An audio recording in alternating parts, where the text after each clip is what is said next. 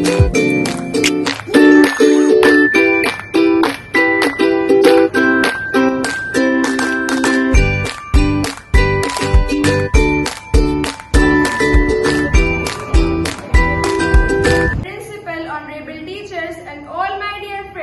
of all, a very wonderful morning to all of you. Good morning, Sejal.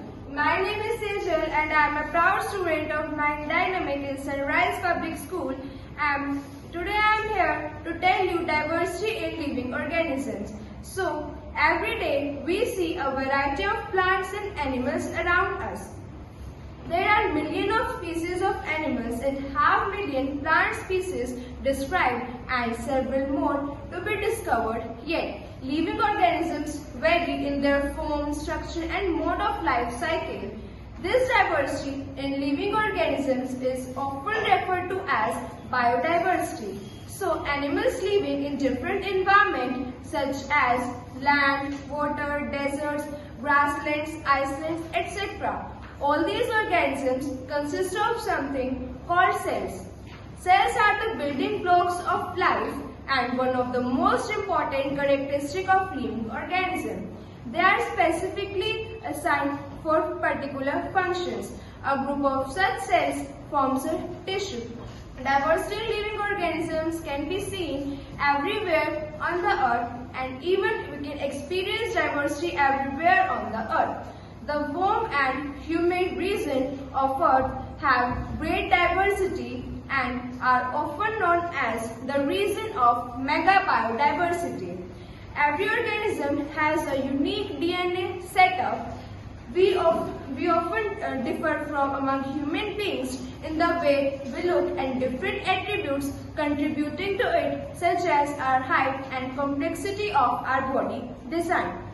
If we compare ourselves with a different species like a horse or a fish, we would definitely vary in greatly and in almost all the aspects. But if a horse is compared with a zebra, we will find very little bit differences among them. Next, classification. The grouping of organisms on the basis of similarities and dissimilarities in them is termed as classification. Classification of organisms is also known as taxonomy. Now, what are the bases to classify organisms? We see living organisms in the earlier time. We have evolved from ape-like human beings to Homo sapiens. We find similarities and dissimilarities in human beings, also in organisms, to classify them and study as a whole. So, how can we classify organisms? The basis to classify organisms are presence or absence of cell wall, or presence or absence of true nucleus, their mode of nutrition, or whether they are unicellular or multicellular, etc. So, H. Whittaker had classified the organisms into 5 classes. The first one is kingdom Monera, second one is kingdom Protista, third one is kingdom Fungi, fourth one is kingdom Plantae, and the fourth one is kingdom Animalia. So, the characteristics of kingdom Protista are: they are unicellular eukaryotic organisms, and the kingdom Monera they are eukaryotic unicellular organisms. Example of kingdom Monera are bacteria or cyanobacteria. In kingdom Monera, organisms lack a true nucleus. They may or may not contain a cell wall.